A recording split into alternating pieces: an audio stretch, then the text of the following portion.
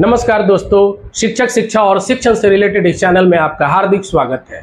दोस्तों, जैसा कि और काउंसलिंग की जो प्रक्रिया है उसमें आपको सम्मिलित होना है और बहुत सारे ऐसे प्रश्न हैं जिसके जवाब आप शायद ढूंढ रहे हो या हो सकता है कि आपके जहन से कुछ बातें विस्मरित हो गई हो। तो मेरा उद्देश्य बस यही है कि मैं आपके सभी समस्याओं का निदान कर सकूं और आपके जहन से जो बातें विस्मरित हो चुकी हैं उन बातों को भी मैं आपके जहन में डाल दूं।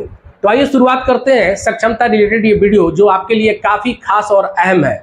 सबसे पहला बात करते हैं कि सक्षमता परीक्षा उत्तीर्ण काउंसलिंग में सम्मिलित होने से पहले बहुत सारी बातें हैं, उसको जान ले। और सबसे पहला बात ये कि आप 3 दिनों के लिए ऑफिशियल ड्यूटी पर माने जाएंगे, यानी कि सक्षमता परीक्षा की काउंसलिंग को लेकर के आप अपने डॉक्यूमेंट को तैयार करने और वहां सम्मिलित होने तक कुल 3 दिनों तक ऑफिशियल ड्यूटी पर माने जाएंगे और इस 3 दिनों में आप अपनी काउंसलिंग को करा लेंगे।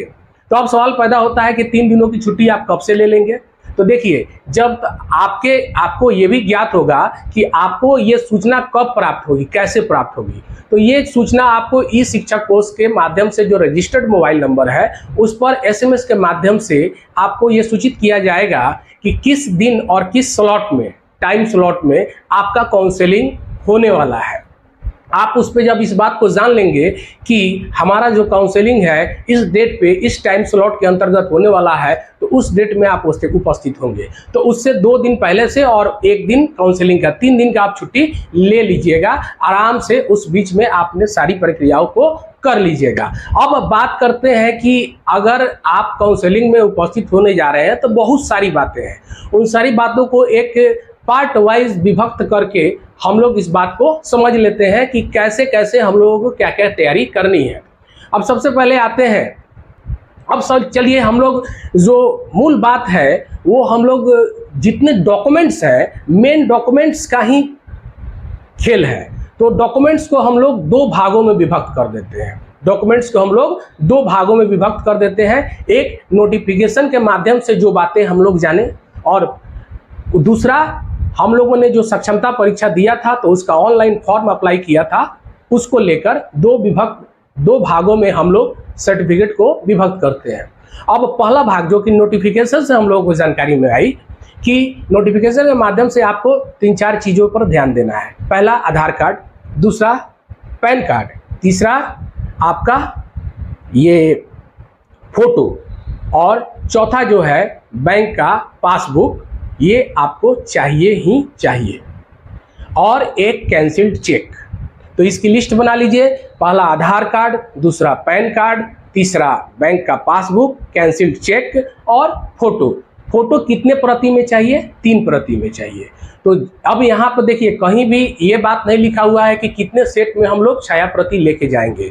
तो आप जान लीजिए कि 3 प्रति में फोटो ले जाना है, तो 3 प्रति, कम से कम 3 प्रति आप डॉक्यूमेंट्स का भी सजा करके स्टेपल करके रख लेंगे, ताकि बाद में आपको किसी प्रकार की दिक्कत का कोई सामना ना करना पड़े। और 3 फोटो लिखा है तो 5-6 फोटो भी ले लेंगे, इसमें कोई हर्ज की बात नहीं है। लेकिन एक चीज़ ध्यान देंगे कि फोटो कैसा होना चाहिए, वही फोटो होना चाहिए जो सक्षमता के एडमिट कार्ड में आपने लगाया था, उससे इतर फोटो नहीं होना चाहिए। तो सक्षमता के एडमिट कार्ड में जो फोटो लगा था उसी फोटो का 5 फोटो ले लीजिएगा। और दूसरी बात है आधार कार्ड। अब आधार कार्ड से यहाँ बात समझ लीजिए, आपका आधार कार्ड का जो रजिस्टर्ड मोबाइल नंबर होगा जिसपे OTP जाएगा, वो रजिस्टर्ड मोबाइल नंबर आपका चालू पोजीशन में रहना चाहिए, ताकि उस पर OTP आए और OTP आप जब बताएंगे तब जाकर के आपका जो काउंसलिंग है वो सक्सेसफुल होगा।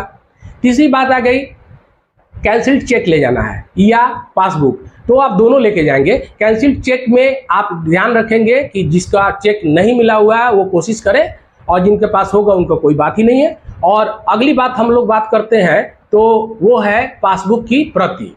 तो ये सारी चीज़ें आप ले लेंगे, और लेने के बाद इसका एक कैटेगरी बन गया हम लोगों का। और इसमें जो है एक चीज़ और आप इंक्लूड करेंगे, मूल एडमिट कार्ड तो इसमें रहेगा ही, साथ ही साथ मूल एडमिट कार्ड के द्वारा हमने जो परीक्षा उत्तीर्ण किया था उसका वेब कॉपी से जीरोक्स 3 प्रति में निकलवा लेंगे। ये 3 प्रति में जीरोक्स आपके काफ़ी काम आने वाला। अब ये बातें आप समझ गए। अब हम लोग चलते हैं पार्ट 2। पार्ट 2 में आप ध्यान देंगे कि लिखा हुआ है कि सक्षमता परीक्षा में सम्मिलित होने हेतु आपको जो ऑनलाइन फॉर्म अप्लाई किए थे, उस ऑनलाइन फॉर्म को अप्लाई करने में आपने जितने सारे डॉक्यूमेंट्स लगाए थे, उन सारे डॉक्यूमेंट्स को उसी क्रम में सजा के लेके जाना है। तो अब सवाल पैदा होता है कि वो क्रम आपको ज्ञात होना चाहिए कि उसका क्रम क्या था। तो मैं बता रहा हूं उसका क्रम। तो सबसे पहले शुरुआत करते हैं कि हम लोगों ने जो सक्षमता परीक्षा के लिए फॉर्म अप्लाई किया था, तो उसमें शुरुआत करते हैं हम लोग कि वहां कैसे कैसे दिया गया था। तो सबसे पहले जान लीजिए मैट्रिक का अंक पत्र और मूल प्रमाण पत्र, पहली बात आ गई, यानी मैट्रिक का मूल प्रमाण पत्र और अंक पत्र। फिर सेकंड नंबर में आ जाइए इंटर का मूल प्रमाण पत्र और अंक पत्र। थर्ड नंबर में आ जाइए स्नातक का मूल प्रमाण पत्र और अंक पत्र। और चौथा नंबर में आ जाइए तो आपका स्नातकोत्तर का मूल प्रमाण पत्र और अंक पत्र। ये आपका हो गया। आप जिस शैक्षणिक योग्यता के तहत बहाल हुए होंगे और जो भी आप लगाए होंगे, जितना डॉक्यूमेंट्स इनमें से है, उनको क्रमबद्ध रूप से आप सजा लेंगे। अब उसके बाद 5वें नंबर पे आएंगे तो आपका प्रशैक्षणिक यानी कि प्रशिक्षण से रिलेटेड जो आपका डिग्री है, यानी कि अगर आप बीएड किए हुए हैं तो बीएड का, डीएलएड किए हुए हैं तो डीएलएड का, या डीपीई किए हुए हैं तो डीपीई का, इसका मूल प्रमाण पत्र और अंक पत्र। अब इसके बाद छठा नंबर पर आइएगा तो अगर आप आरक्षण का लाभ लेने वाले हैं और आरक्षण का अगर लगाए हुए हैं आप सक्षमता परीक्षा में, तो सक्षम प्राधिकार द्वारा निर्गत जाति प्रमाण पत्र। उसके बाद यहाँ पे दिया गया है अगला नंबर में जो सक्षमता परीक्षा का जो नोटिफिकेशन जारी हुआ था उसमें कि आधार। तो आधार की बात तो हमने उधर भी की और आधार की बात मैं इसमें भी कर रहा हूँ कि आधार का एक जीरोक्स कॉपी। और उसके बाद जो हो जाएगा आपका आधार के बाद टीईटी, एसटीईटी, सीटेट, इनमें से जो भी आप उत्तीर्ण हो उसका एडमिट कार्ड भी अगर लगाए होंगे तो एडमिट कार्ड और उसका अंक पत्र। अब इसके आगे चलते हैं तो जो दक्षता किए होंगे, तो जो दक्षता उत्तीर्ण होंगे उनके लिए दक्षता का एडमिट कार्ड और अंक पत्र। अब उसके आगे चलते हैं तो उसके आगे जो है नियोजन इकाई द्वारा जारी नियुक्ति पत्र, नियोजन इकाई द्वारा जारी नियुक्ति पत्र। और उसके आगे चलते हैं तो जो विकलांग होंगे वो सक्षम पदाधिकार द्वारा निर्गत विकलांगता प्रमाण पत्र। ये सिस्टम था, एक सीरियल नंबर से मैंने आपको बता दिया, इसी सीरियल नंबर से आप इसको सजा लेंगे और इसको स्टेपल कर लेंगे। और दूसरी तरफ आपको क्या क्या प्राप्त हुआ, यहाँ पे इतने सारे डॉक्यूमेंट्स प्राप्त हुए और दूसरी तरफ आपको क्या क्या प्राप्त हुआ, जो मूल डॉक्यूमेंट्स थे वो आपने देखा पैन कार्ड, आधार कार्ड और आपको एडमिट कार्ड की मूल प्रति और उसकी भी जीरोक्स करवा लेंगे और अंक पत्र की भी जो सक्षमता उत्तीर्ण हुए हैं उसका वेब कॉपी का जो अंक पत्र है उसकी भी 3 कॉपी में आप करवा लेंगे जीरोक्स। और ये देखिए फर्स्ट हमने 2 पार्ट में बांटा, एक इधर वाला पार्ट और एक इधर वाला पार्ट। इधर वाले पार्ट में जो है सो पैन, आधार, आपका बैंक पासबुक, उसके बाद कैंसिल चेक, उसके बाद फोटो। तो ये 5 चीज जो होंगे इनको एक साथ रख लेंगे आप। और ये यहाँ पर आपका सक्षमता का मूल एडमिट कार्ड जो कि आपको प्राप्त हो ही जाएगा और आप साइबर कैफे से अपना अंक पत्र भी 3 प्रति में निकलवा लेंगे। ये चीज एक तरफ हो गई। दूसरा चीज मैंने आपको बता दिया कि किस किस तरीके से आपको सक्षमता परीक्षा में जो डॉक्यूमेंट्स अपलोड किए हुए थे उसका सीरियल मैंने आपको बताया। आपको बस इसी चीज को सीरियल नंबर से सजा करके और इसकी स्टेपल्ड कॉपी 3 सेट में तैयार कीजिएगा। क्योंकि फोटो 3 लग रहा है तो 3 सेट में ये भी तैयार कीजिएगा और 3 सेट में इधर भी तैयार कीजिएगा। और मूल एडमिट कार्ड तो एक ही रहेगा लेकिन उसका भी 3 प्रति में आप फोटो कॉपी करवा लेंगे। तो इस तरीके से दोनों को अलग अलग तैयार के रख लेंगे। ये तो बातें हो गई कि डॉक्यूमेंट्स को हम लोग कैसे फुलफिल कर लिए। अब सवाल पैदा होता है कि किस किस तरीके के समस्याएं उत्पन्न होंगी, तो उसमें हम लोग क्या कर सकते हैं। देखिए अगर आधार कार्ड में आपका स्पेलिंग मिस्टेक, नेम में कोई स्पेलिंग मिस्टेक है और सर्टिफिकेट में स्पेलिंग मिस्टेक है तो इसका आप एफिडेविट निश्चित रूप से बनवा लेंगे।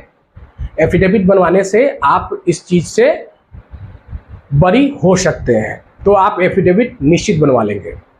अब नेक्स्ट बात करते हैं कि आपके पास जो भी सर्टिफिकेट आप लगाए थे वो सारे सर्टिफिकेट उपलब्ध होने चाहिए। ये सारे सर्टिफिकेट्स उपलब्ध होंगे तो उस टाइम स्लॉट में उस डेट को आप इसका 3 सेट, फर्स्ट पार्ट का, सेकेंड पार्ट का भी 3 सेट तैयार कर लीजिएगा। जो ओरिजिनल चीज़ लेके जाना वाला तो वो तो एक ही सेट लेके जाएंगे, लेकिन उस चीज़ का फोटोकॉपी करवा के आप अपना सेट तैयार कर लेंगे और उसके बाद उसको आप रख लेंगे। और साथ ही साथ जो आप लगाए हैं, एक चीज़ यहाँ ध्यान देंगे कि जितने छाया प्रति आप 3 सेट में तैयार करेंगे सबों पर आपका स्वअभिप्रमाणित सिग्नेचर होना चाहिए, यानी कि स्वअभिप्रमाणित सिग्नेचर भी आपको कर ही देना है। स्वअभिप्रमाणित सिग्नेचर कर देते हैं, उसके बाद की आपकी कौन सी प्रक्रिया हो जाएगी कि सिग्नेचर करने के बाद अब आपसे उन जितने भी डॉक्यूमेंट्स आपने दिए सबका ओरिजिनल डॉक्यूमेंट्स देखा जाएगा। तो ओरिजिनल डॉक्यूमेंट्स को भी उसी तरीके से सीरियल नंबर वाइज आप सजा करके रख लेंगे और उससे रिलेटेड अन्य डॉक्यूमेंट्स जो भी हो उसको भी आप अलग से रख लेंगे। लेकिन जिस तरीके से इधर आप सजा के रखे हैं ठीक उसी तरीके से ओरिजिनल वाले को भी सजा के रखेंगे, ताकि वो उधर देखेंगे और वही देखेंगे जो साक्षरता परीक्षा में आपने अपलोड किया है।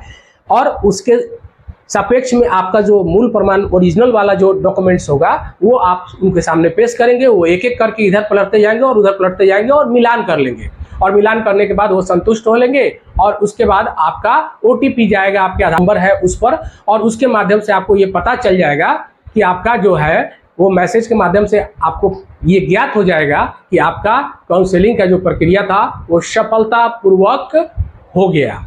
तो ये था काउंसलिंग से रिलेटेड सारी बातें जो कि मैंने आपके समक्ष प्रस्तुत किया।